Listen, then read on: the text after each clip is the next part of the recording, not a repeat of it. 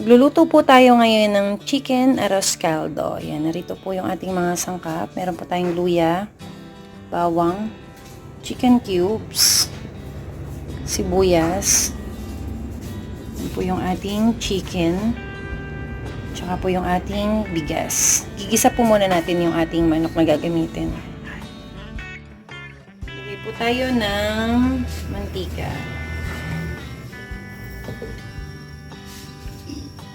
Lagyan na po natin yung una yung luya.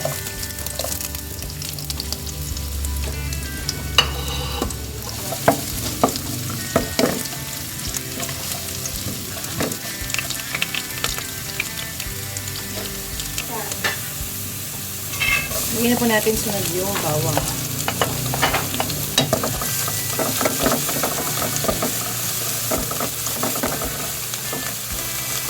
Mix po natin yung sibuyas.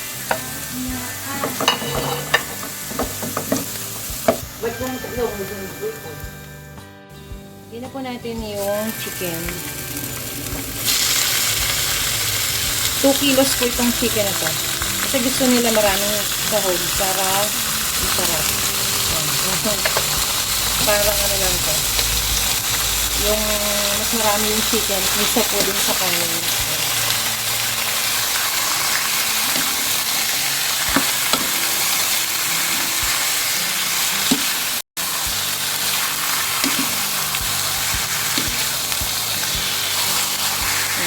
Add na po tayo ng patis. Mga half cup po yan. Add ko na din po yung ating chicken cubes.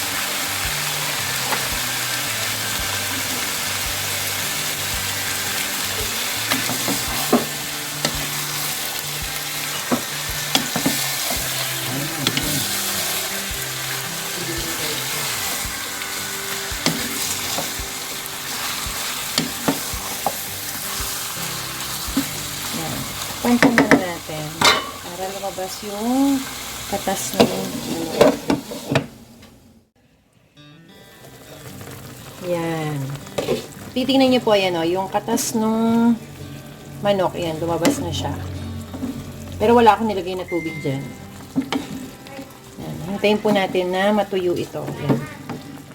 Hintayin natin matuyo siya, tapos lalabas yung mantika ng manok sa yung oil. Takpan po ulit natin.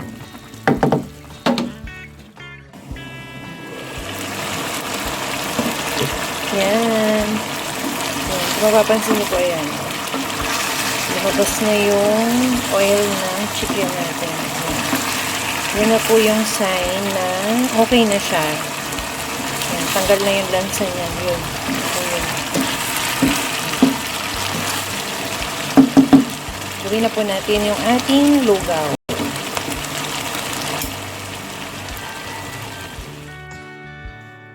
Ayan. Binabad ko po ito sa tubig. Mga 1 hour. Yan, bago ko siya lutuin. Ayan. Gawa na po tayo ng lugaw.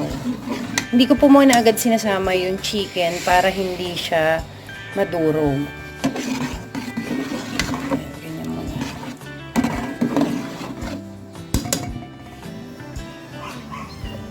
Mag-add po ulit tayo doon sa ating lugaw ng 4 cubes naman po ito. Yan, pinagko-combine ko sila. Masarap yan. Dalawa po ulit.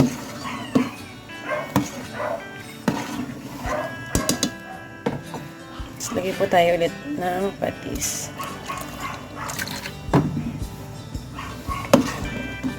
So, paglalagay po ng patis, konti-konti lang muna kayo para hindi siya umalat.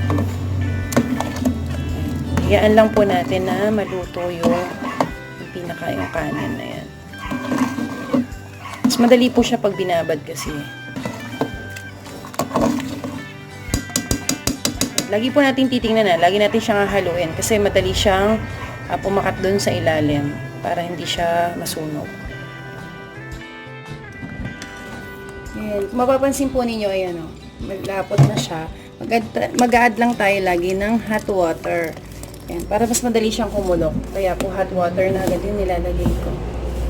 Lagi lang po tayong mag-a-add ng hot water para maluto yung ating yung kanin natin. Mabilis siyang lumapot kasi. Yan, naglaga na din po ako ng itlog. Babalatan na lang natin siya bago ilagay sa ating arroz caldo. Yan. Ngayon po ilalagay na natin yung ating nilutong chicken sa ating lugaw. Isama lang natin siya.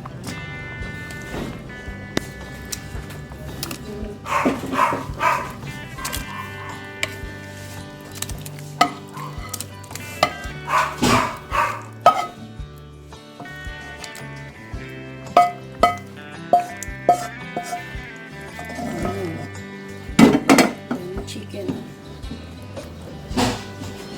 Mas masakit. Ayan. Maraming chicken. Mas masarap po yung maraming sahog eh.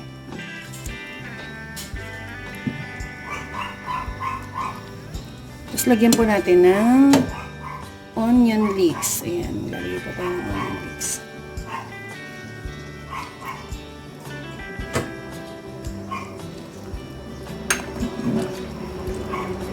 Lagyan din po tayo ng kasubha. Ayan. Laklak to ng kasubha.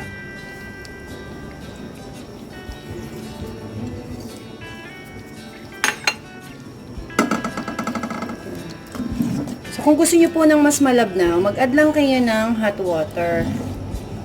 Kung gusto niyo naman ng malapot, okay na yan.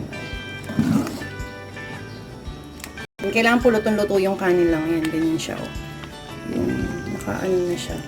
Pumutok sa ganun. Luto na siya. Yan, luto na po yung ating chicken arroz caldo. Add na lang natin yung nilagang itlog. Kain na na.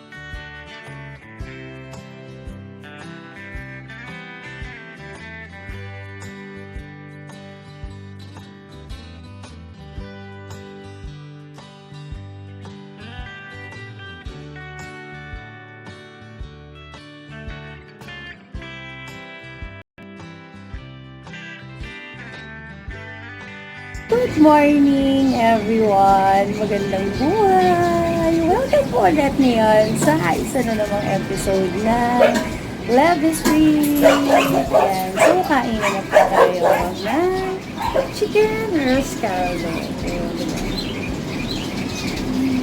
Sobrang yummy. Then, meron po tayong hot pandesal and butter. Ayan. So, try po muna ako.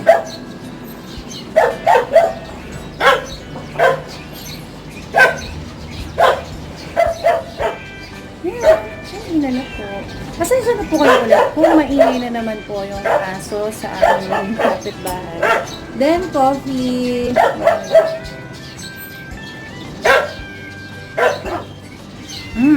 Sarap. Dito po ako ulit ngayon sa aming kubo. Sa labas ng bahay. Kaya yan, medyo mag-ingat. Siyempre yan. Meron akong mga ano.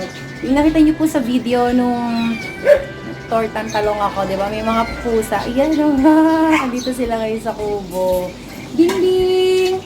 Yan, meron po akong isang alaga. Si Bing Bing. Ito, di ko alam. Ito, pamimigay po yata to.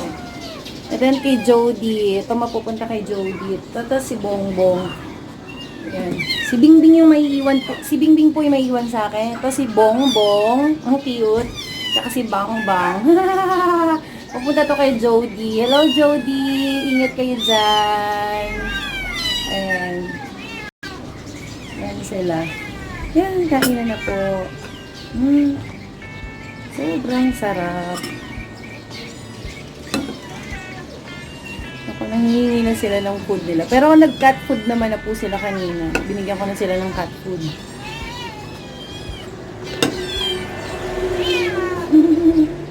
Ang ingay. Ang hot.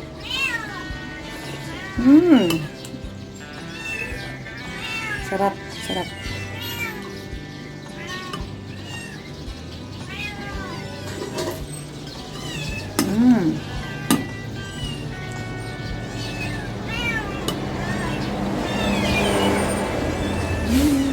Daming chicken. Ganyan po yung gusto nila. Arroz Caldo. Sobrang daming chicken. 2 kilos na chicken po. Inilagay dun sa luto ko.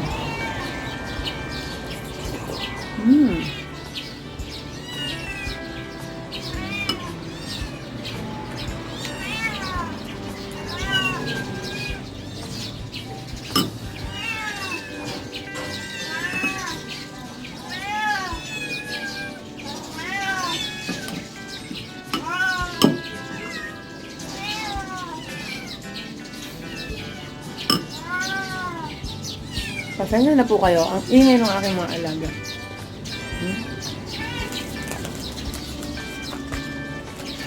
Lalakas nilang magsikain.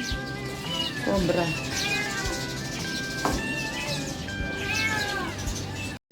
At pandasal.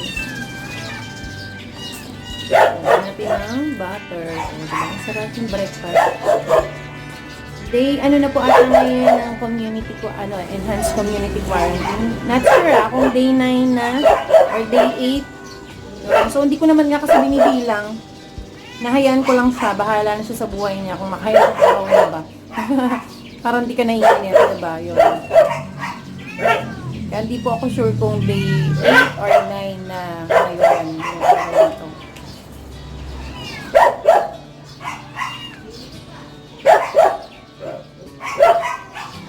Makulimlim po ngayon dito sa Gapan. Aga pa naman kasi. 7 a.m. 7 a.m. pa po. Aga ko nakuluto, diba?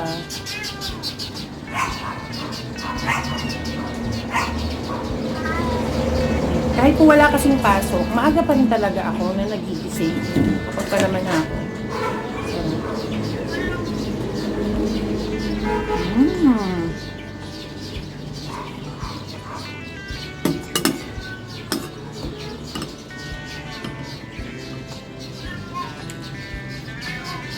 At lover po kasi kami. Ang dami namin aso, ang dami namin pusa na alaga. Kaya ayan, pag nagsabay-sabay sila na mag-iyakan, ang ingay.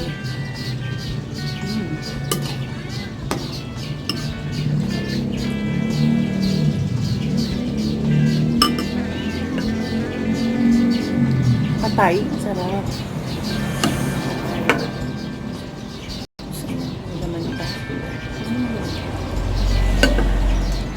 Siyempre yung egg, yan, the best. Hindi pwedeng mawawala ang itlog sa akin sa Arroz Caldo.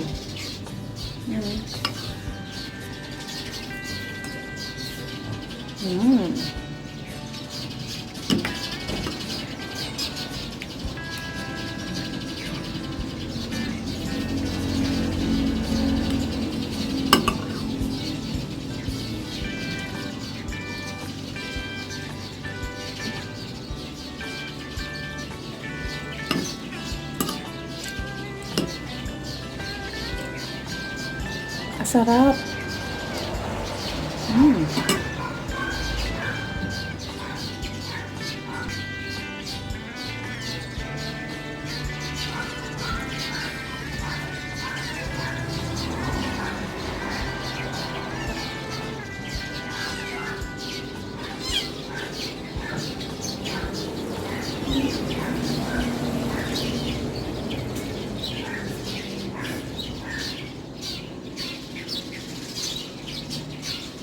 Pinapagpisingin ko na nalabana. Sabi, diba, wala naman pasok, bawal din lumibot, kahit saan. Actually, kahit pumunta lang po ako dun sa sa kapatid ko dun sa mga kapatid ko sa San Leonardo, sa Nieves, hindi ko magawa. Kasi once na lumabas ka ng tulay ng Gapan, hindi ka na papabalik yan. Parang gano'n. Doon ka na lang. Kasi nga, diba, lockdown ng Gapan. Kami hirap na po. Kaya talagang stay home lang kami talaga.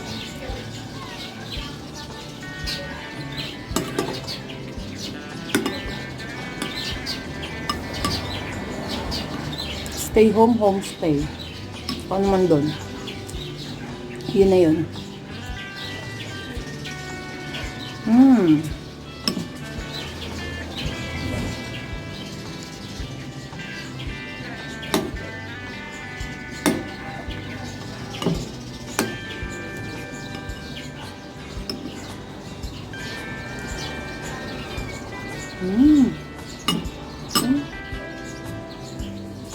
Nakalabit na ako ni Bongbong. Si Bongbong. Hello, Mami Jody! Hello! Hello! Ako si Bongbong.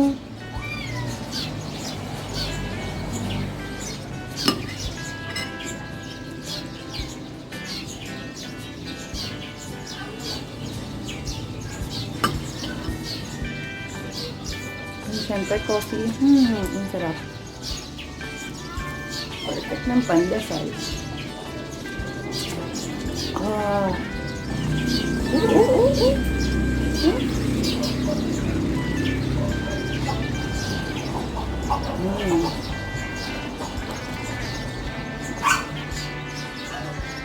So, mamaya ko na po ipagpapatuloy ng aking pagkain at medyo nangungulit na itong mga alaga ko talaga. So, ayan, mag-iingat lang po tayong lagi at manatili lang tayo sa ating mga tahanan kasama ng ating mga pamilya. Ayan, magluto na lang tayo ng magluto. Kung may iluluto, ayan. Kung may iluluto talaga. So, ayan, huwag natin kalilimutan yung lagi na humingi tayo ng tulong sa ating Panginoong Diyos. Ayan, lagi tayong mananalangin na sana matapos na tong epidemya na to na nangyayari sa buong mundo para magbalik na sa normal ang lahat. So, ayan, medyo umaambon-ambon. Pero, ayan, umaaraw-araw na pero umaambon ngayon dito sa Japan. So, hanggang sa mali po. Excuse me. Keep safe, everyone. I love you all. Mwah. Bye!